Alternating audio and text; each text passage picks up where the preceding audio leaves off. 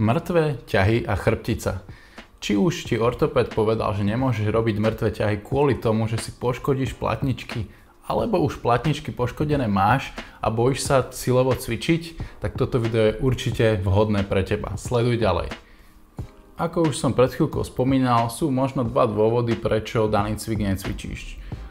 Buď ti bol ten cvik zakázaný lekárom, v podstate bezdôvodne, keďže nejaký iný pohybový problém nemáš, alebo už nejaký problém máš, napríklad nejaké degeneratívne ochorenia chrbtice, poprípade problém s platničkami, tak samozrejme sa k tomu bude pristupovať trošku inak. Ak je to ale tá prvá varianta, kedy nejaký extra problém nemáš, tak si ukážeme, ako cca by si mohol postupovať, aby si sa ku klasickým mŕtvým ťahom s relatívne solidnou váhou mohol dostať.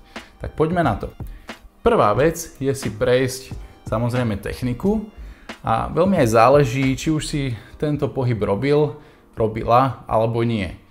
Ak nie, kľudne by som začal pri variante s tzv. Trap barom alebo hex barom, kedy je v podstate dráha pohybu aj zapojenie jednotlivých svalov trošku viac jednoduchšie ako pri klasickom konvenčnom mŕtvom ťahu. V tomto hexbare si kľudne zo začiatku nemusíš dávať žiadne zaťaženie, ale je dobré si ho niečím vypodložiť, aby si nešiel z prílišne veľkého deficitu. Čiže ukážeme si danú techniku. Vyzerá to asi takto. Tá váha úplne v jednoduchosti by mala stále ísť vo vertikále, aby si sa nejako moc prílišne nevyosovala zo svojej dráhy. Toto je prvá varianta. Druhá bude samozrejme si na toto naložiť nejaké zaťaženie. Začal by som samozrejme s niečím ľahkým, z čoho sa môžeš odraziť a vytvárať nejakú progresiu. Ak je ale táto varianta pre teba úplne v poriadku, nepociťuješ žiadne problémy, v podstate môžeš relatívne v kľude prejsť aj do konvenčných mŕtvych ťahov. Tento konvenčný mŕtvy ťah je iný v tom, že musíš trošku inak pracovať so svojím ťažiskom aj so samotnou tyčou, keďže ju musíš v podstate obchádzať. Technika zo začiatku vyzerá asi takto. Tyč si dáš približne do stredu svojich chodidiel, postavíš sa pred tyč, vyzerá to nasledovne a len sa snažíš už váhu vytiahnuť smerom hore bez nejakého prílišného zakláňania. Takto by to cca mohlo vypadať. V podstate už, ak táto technika je bezbolestná, začneš samozrejme s tyčou, môžeš si pridávať váhu postupne, progresívne. Vyvaruj sa tomu, aby si pridával hmotnosť veľmi často a veľmi veľa. Čiže tú intenzitu toho cvičenia treba zvyšovať pomaličky, progresívne. Aby to nebolo, že jeden tréning ide so 60 kg a každým tréningom si chceš pridať 20 kg. Tak to samozrejme nefunguje. Radšej si osvojiť techniku a pridávať si pomaly. Čiže toto je jedna možnosť. No a potom je tá možnosť, ako som spomínal, že už nejaký problém máš. Tam by som postupoval trošku inak. Poďme sa pozrieť ako. Ak už teda nejaký problém v tej chrbtici mám, treba sa spýtať základné veci. Som v takom štádiu, že sa nedokážem poriadne hýbať, mám problém s predklonom, po prípade mám nejaké pocity trpnutia, mravenčenia v končatine.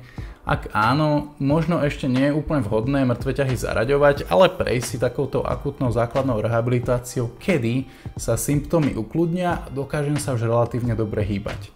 Ak toto bude pod kontrolou, už môžem pomaličky zaraďovať aj nejaké silové cvičenia. Samozrejme je dobre sa poradiť so svojím fyzioterapeutom, kedy by som k tomuto mohol pristúpiť. Ak mi to bude povolené, postupoval by som následovne. Potrebujeme začať z najväčších regresí. Čiže dáme si nejakú vyvýšeninu, či už to je stepper alebo nejaká bednička a použijeme nejakú menšiu váhu. To zaťaženie by malo byť relatívne malé len na prejdenie základnej techniky.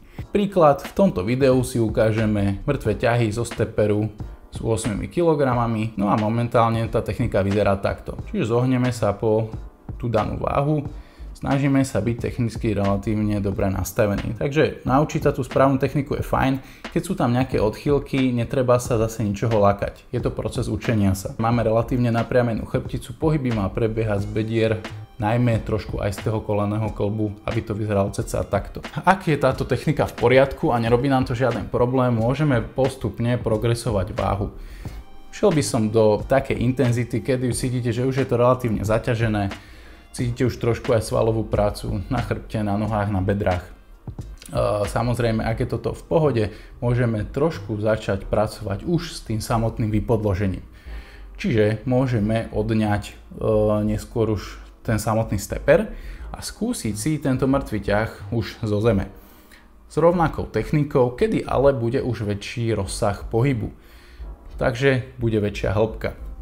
Ostal by som pri váhe, s ktorou sme skončili na tom steperi. Čiže zase tuto sa vypracovať do toho, aby už ten rozsah bol bez problémov a tá váha nám tiež nerobila nejaké výrazné problémy. Následne by som prešiel do toho hex baru alebo trap baru, kde je to trošku relatívne menej náročné na tú samotnú chrbticu a viac sa pohyb prenesie do bedier, do kolien. Tuto si vybudoval nejakú istotu, kde teda tento pohyb budeme vykonávať tiež technicky relatívne správne. Netreba sa tým nejako extrémne zaťažovať, tuto ani nechcem tú techniku rozoberať na 100%, ale ukážeme si približne, ako by to mohlo vyzerať. Takže s tým trebarom asi takto začneme tiež bez zaťaženia, z nejakej vyvýšeniny. Technicky v podstate opakovania tak, aby ste mali stále relatívne dobrú rezervu, že nejdete do zlyhania, ale fakt kľudne 4-5 opakovaní v rezerve bez problémov. A zase budeme jemne navyšovať záťaž, ak je toto bez problémov. Čiže zvýšime si záťažou, dajme tomu príklad na videu 5 kg na každej strane.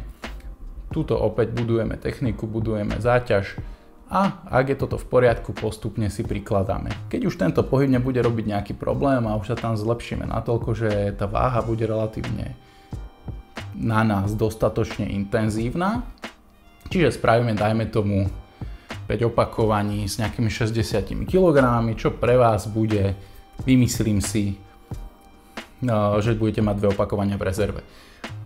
Tak následne už viete, že ten chrbát je dostatočne silný, je to v pohode a môžeme asi už prejsť aj na tie klasické konvenčné mŕtve ťahy, ktoré si ukážeme teraz.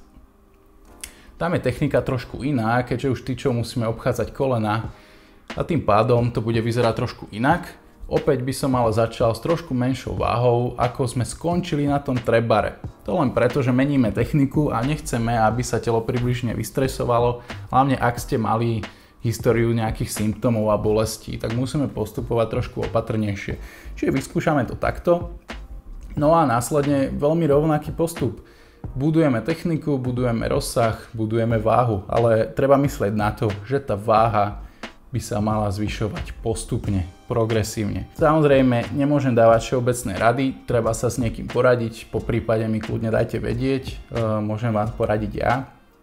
Ale podstatné je, aby sa to nenavyšovalo skokovo. Nemôžete navyšovať váhu z 0 na 100 a očakávať, že to bude bezproblémové. Takže radšej mať trpezlivosť. A tou trpezlivosťou dosiahnete to, že ten cvik budete môcť cvičiť bez bolesti, s relatívne dobrou váhou a budete sa môcť dostať ku ostatným silovým cvikom. Takže takto by som veľmi v jednoduchosti, veľmi všeobecne postupoval pri tom, ak sa chcete dostať k mŕtvým ťahom, ale máte, alebo aj nemáte problémy s chrbticou. Takže ak sa vám video páčilo, dajte like a samozrejme aj odber. Veľmi mi to pomôže ako rozbehajúcemu sa kanálu. Budem sa snažiť vám prinášať nejaký nový obsah, ktorý bude pre vás zaujímavý. Kľudne mi do komentárov napíšte, čo by bolo pre vás zaujímavé, čo by ste chceli na tomto kanále vidieť a budem sa snažiť vám to dodať. Čaute.